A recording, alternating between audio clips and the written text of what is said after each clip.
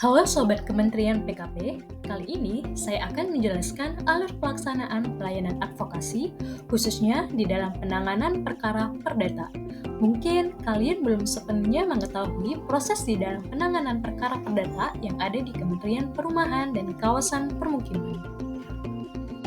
Sebelumnya, saya akan menjelaskan mengenai dasar hukum pembentukan Kementerian Perumahan dan Kawasan Permukiman yang dibentuk berdasarkan Peraturan Presiden Nomor 191 Tahun 2024 tentang Kementerian Perumahan dan Kawasan Permukiman.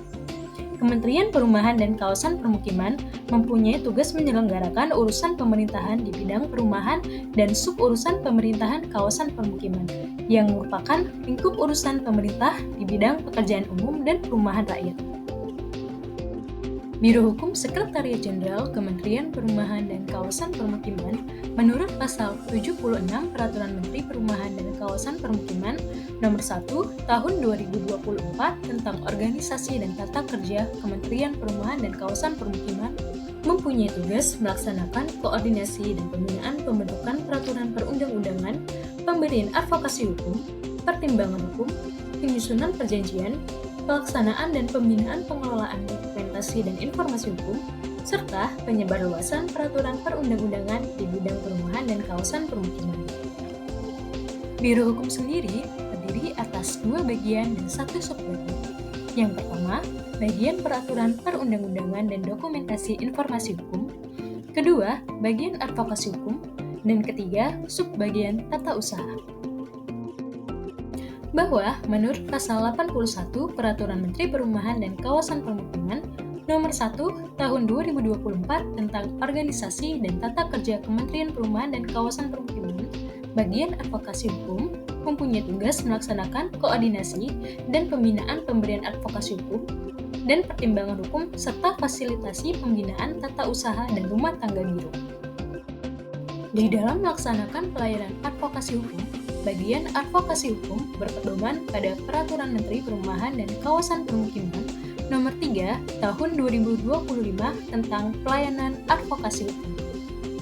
Pelayanan advokasi hukum sendiri terdapat beberapa bentuk. Salah satunya dilakukan dalam bentuk penyelesaian perkara perdata.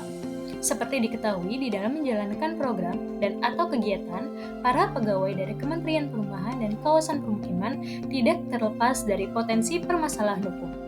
Untuk itulah diperlukan pendampingan hukum berupa pendampingan di dalam penyelesaian perkara perdata terhadap para pihak dari pegawai ataupun pejabat yang di dalam melaksanakan tugasnya di Kementerian Perumahan dan Kawasan Permukiman terdapat permasalahan hukum di bidang perdata. Berdasarkan Peraturan Menteri Nomor 3 Tahun 2025 tentang Pelayanan Advokasi Hukum, pelayanan advokasi diberikan kepada Kementerian, Menteri, Wakil Menteri, Unit Organisasi, UPT, pejabat, pegawai ASN, atau purna bakti. Selain Biro Hukum Sekretariat Jenderal Kementerian Perumahan dan Kawasan Permukiman, pelaksanaan pelayanan advokasi hukum dilaksanakan juga oleh bagian hukum di unit organisasi yang terdapat masalah dengan berkoordinasi dengan Biro Hukum. Video ini bertujuan untuk memberikan pemahaman kepada seluruh pegawai mengenai langkah-langkah penyelesaian perkara perdata, mulai dari pendaftaran gugatan hingga pelaporan hasil akhir. Dengan memahami alur ini, setiap pegawai diharapkan mampu mengetahui peran, tanggung jawab, serta mekanisme koordinasi antar unit yang terlibat dalam proses hukum tersebut. Dalam penanganan perkara perdata terkait pelaksanaan pekerjaan di lingkungan Kementerian Perumahan dan Kawasan Permukiman, proses pelaksanaan pelayanan advokasi hukum dimulai ketika adanya surat panggilan sidang atau relaas sidang dari pengadilan yang ditujukan kepada pegawai ataupun pejabat di Kementerian PKP. Setelah menerima surat panggilan atau relaas, pegawai ataupun pejabat Kementerian PKP bersangkutan memberitahu ke unit organisasi atau UNOR, bidang hukum ataupun biro hukum dengan melampirkan surat permohonan pendampingan hukum yang disertai dokumen pendukung seperti surat panggilan pengadilan, uraian kronologis perkara, objek sengketa, serta dokumen pendukung lainnya. Jika tidak menyampaikan bersurat, dapat dilakukan terlebih dahulu melalui laporan lisan dan disusul oleh surat dimaksud di hari berikutnya. Biro Hukum maupun bagian hukum di unit organisasi kemudian mempelajari laporan tersebut.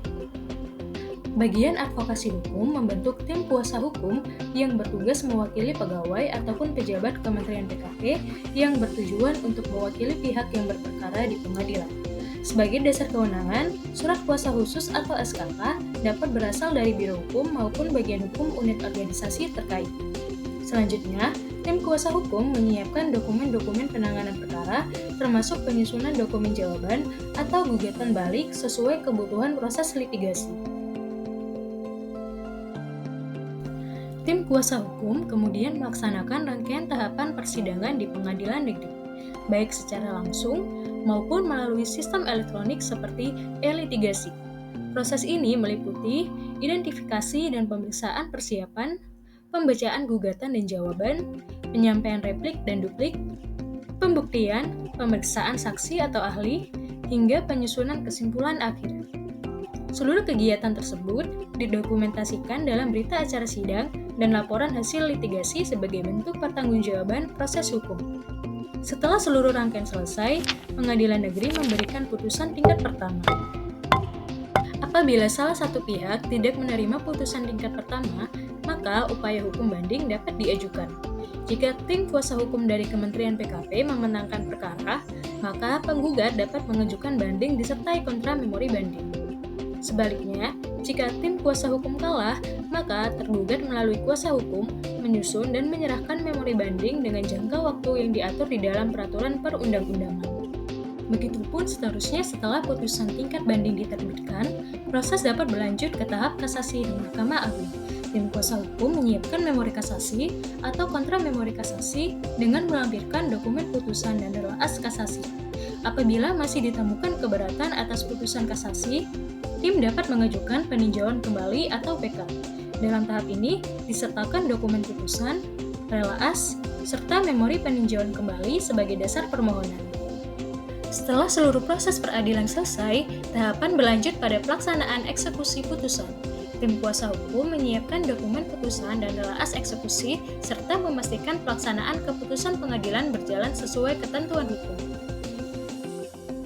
Itulah tahapan penyelesaian perkara perdata di lingkungan Kementerian Perumahan dan Kawasan Permukiman. Melalui pemahaman yang sama terhadap prosedur ini, seluruh pegawai diharapkan dapat berkontribusi dalam menjaga ketertiban administrasi dan mendukung penegakan hukum yang transparan serta akuntabel.